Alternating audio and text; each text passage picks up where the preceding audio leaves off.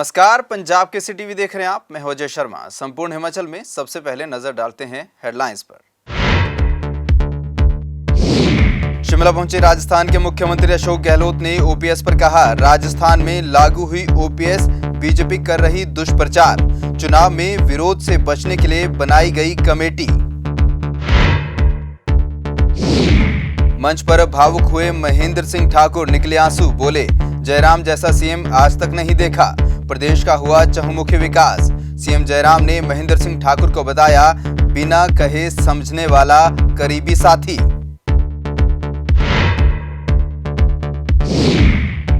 राहुल गांधी और भारत जोड़ो यात्रा पर स्मृति ईरानी ने साधा निशाना, बोली इस यात्रा के साथ जुड़े हुए हैं देश को तोड़ने की मंशा रखने वाले लोग।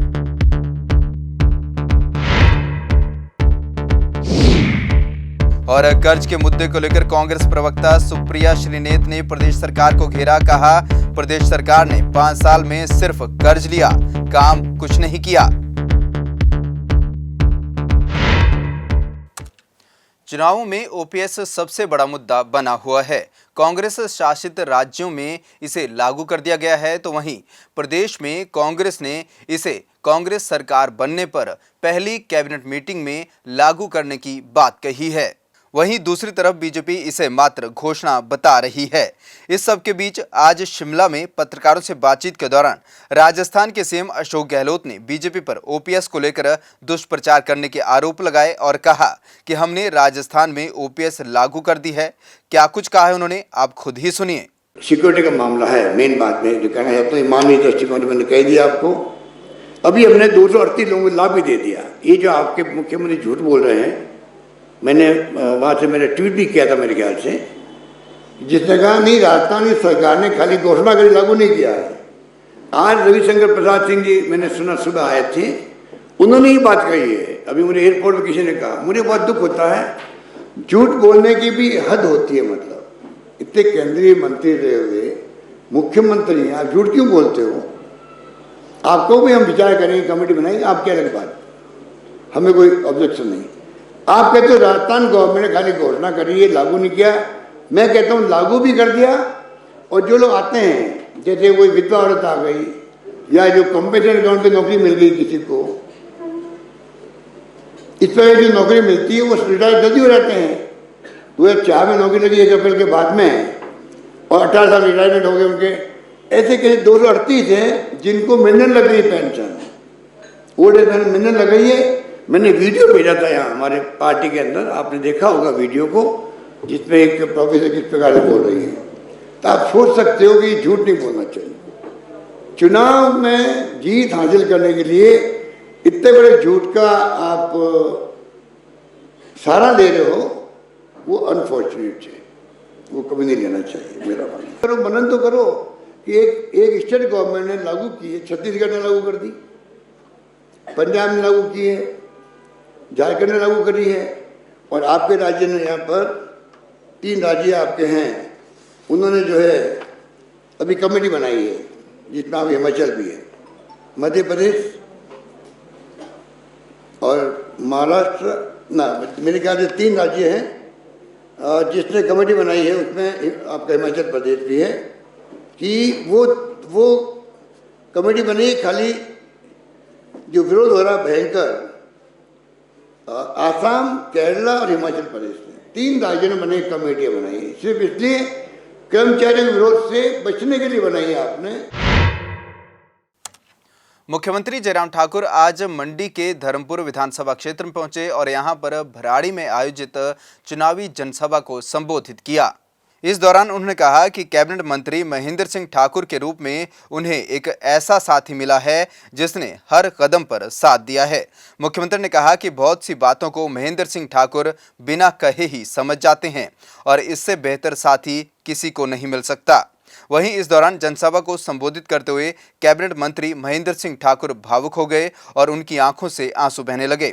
महेंद्र सिंह ठाकुर ने कहा कि जयराम ठाकुर ने बतौर मुख्यमंत्री धर्मपुर में जो विकास करवाया है उसे कभी नहीं भुलाया जा सकता। साथ ही महेंद्र सिंह ठाकुर ने कहा कि उन्होंने कई मुख्यमंत्रियों के साथ काम किया, लेकिन जयराम ठाकुर का काम करने का तरीका और काम के प्रति नजरिया सबसे बेहतर और अलग है। उन्होंने धर्मपुर विधानसभा क्षेत्र की जनता से अपील की कि जयराम ठाकुर के साथ कंधे से कंधा मिलाकर चलें ताकि उन्हें हर कदम पर मजबूत किया जा सके।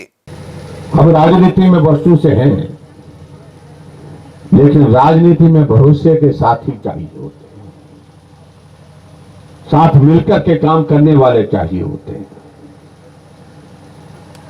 और कुछ बातों को लेकर के कहे बिना भी मन के भाव को समझने वाले व्यक्ति चाहिए होते हैं। और उस दृष्टि से मैं बात कह सकता हूं कि ठाकुर महेंद्र सिंह जी हमारे साथी के नाते इस प्रकार के साथी हैं जिनको कहने की जरूरत नहीं पड़ती। वो भावनाओं को समझते हैं, हालात को समझते हैं, परिस्थिति को समझते हैं, और जहां खड़े होते हैं चट्टान की तरह खड़े होते हैं। आज हम उस महान शख्सियत का अभिवादन करने के लिए मैंने इनको कष्ट दिया है। मैंने मुख्यमंत्री जी को, जिससे माननीय प्रधानमंत्री जी हमारे जिला मंडी के सुंदर नगर में आए थे, मैंने उनसे विनम्र निवेदन किया कि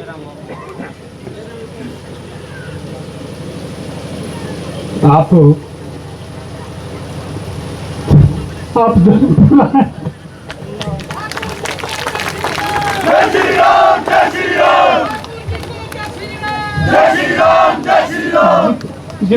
जितना काम मेरे मुख्यमंत्री ने धर्मपुर के लिए किया है, धर्मपुर वालों ठाकुर जयराम जी के साथ कंधे से कंधा मिला करके चलना है। जो कुछ हुआ है सारा जयराम जी की वजह से हुआ,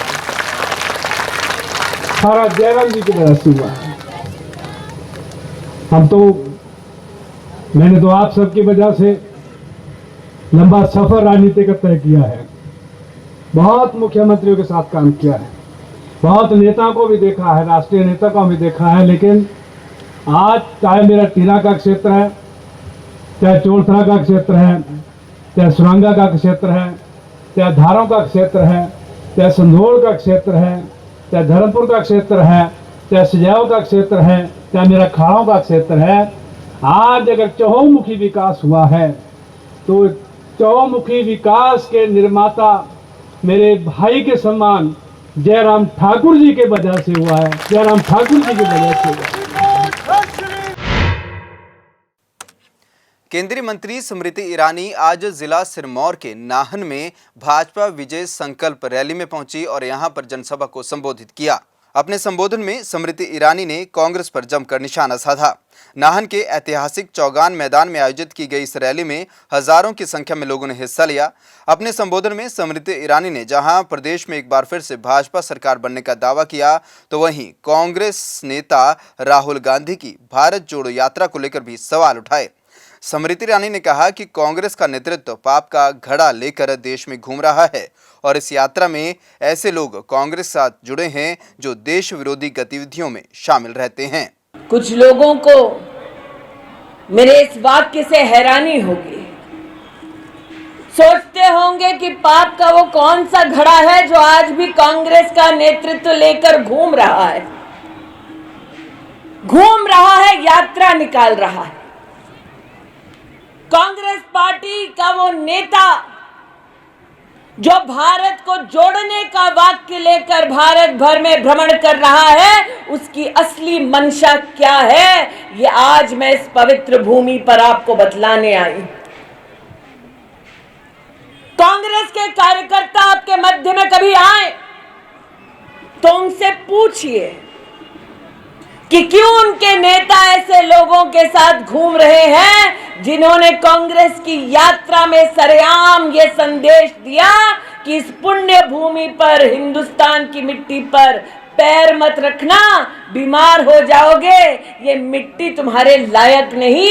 ऐसा वाक्य राहुल गांधी के साथ बैठकर अधर्मियों ने क्यों बोला और राहुल गांधी क्यों चुपचाप तमाशा देखते रहे, इसका जवाब कांग्रेस के कार्यकर्ता नेताओं को देना होगा। किसके साथ कांग्रेस के नेता पदयात्रा निकाल रहे हैं? जिन लोगों ने कहा कश्मीर पर रेफरेंडम कर दो ताकि पाकिस्तान कश्मीर को हिंदुस्तान से अलग कर दे, ऐसे लोगों के साथ यात्रा पर निकला है गांधी खानदान।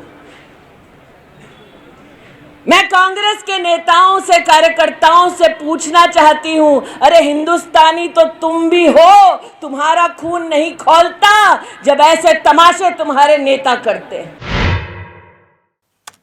कर्ज के मुद्दे को लेकर कांग्रेस की राष्ट्रीय प्रवक्ता सुप्रिया श्रीनेत ने भाजपा सरकार को जमकर घेरा है।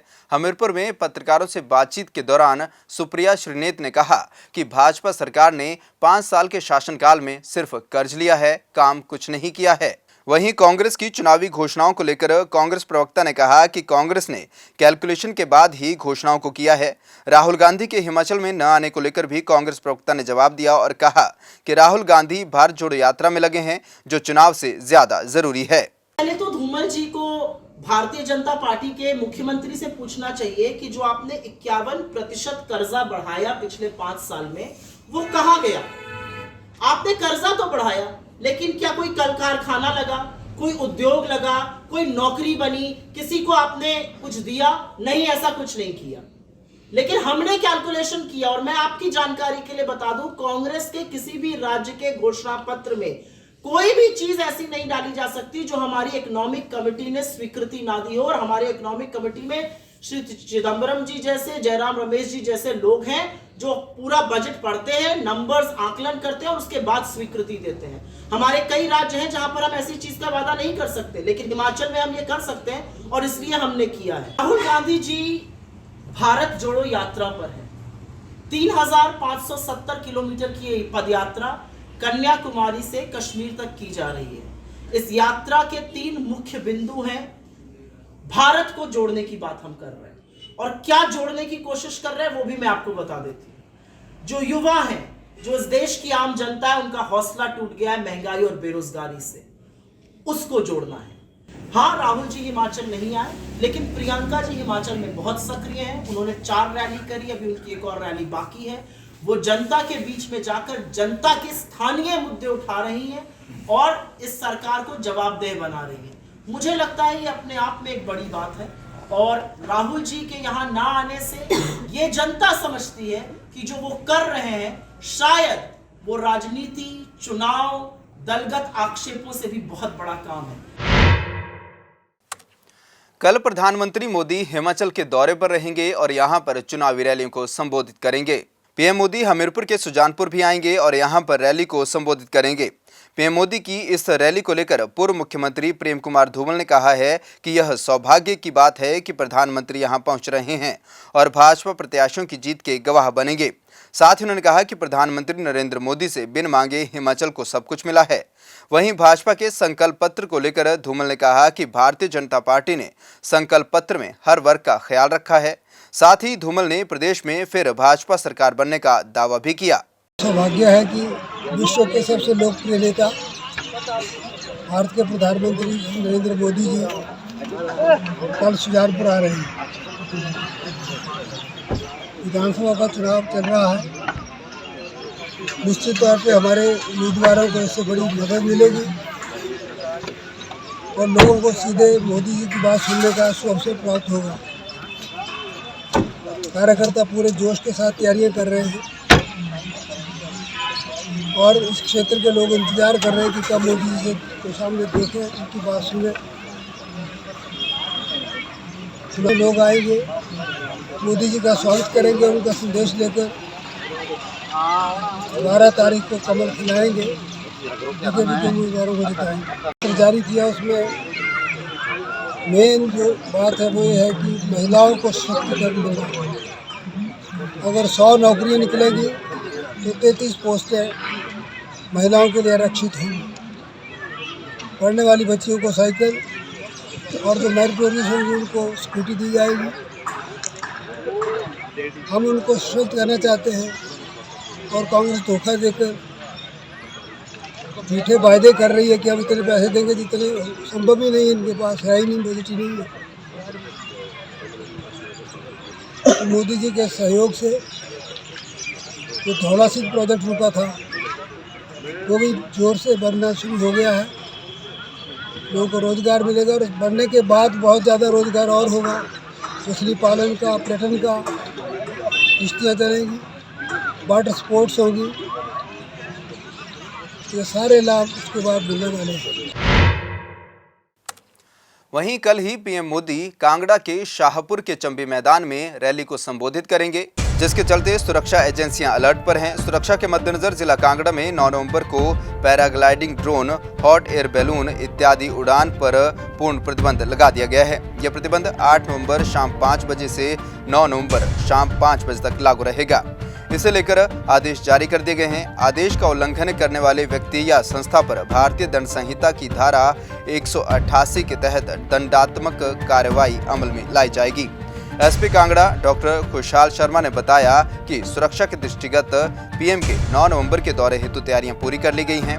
वीवीआईपी मूवमेंट को लेकर एक ट्रैफिक प्लान भी तैयार किया गया है। इसके तहत बड़े वाहनों को वाया लंच होते हुए डाइवर्ट किया जाएगा। पीएम के कांगड़ा एयरपोर्ट पहुंचने से तकरीबन 15 मिनट पहले गग्गल और शाहपुर में वाहनों को रोक दिया जाएगा। सुरक्षा व्यवस्था के लिए जो भी हमारी सुरक्षा के हमारी डायरेक्शंस होती हैं, इंस्ट्रक्शंस होती हैं, उनको फॉलो किया जा रहा है और सफिशेंट फोर्स जो हमें मिल गई है, हम उचित सुरक्षा प्रबंध कर रहे हैं।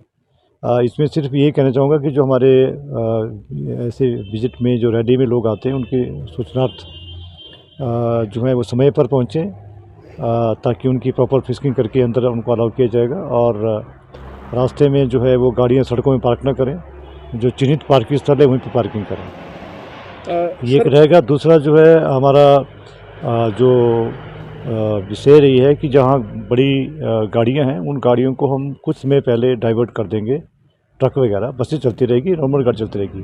हम नेशनल हाईवे जाम नहीं कर रहे हैं, ना रोक रहे हैं गाड़ियाँ, सिर्फ मूवमेंट के टाइम में ही गाड़ी रोकेंगे। बिल्कुल, ये डीसी साहब की ओर से नोटिफिकेशन, डीएम की ओर से होता है वो नोटिफिकेशन निकल चुका है। आज शाम से जो है वो कल दोपहर तक, इनके कल तक शाम तक जो है ये पैराग्लाइडिंग पे और ड्रोन उड़ाने में प्रतिबंध रहेगा, सुरक्षा की दृष्टि के ध्यान से।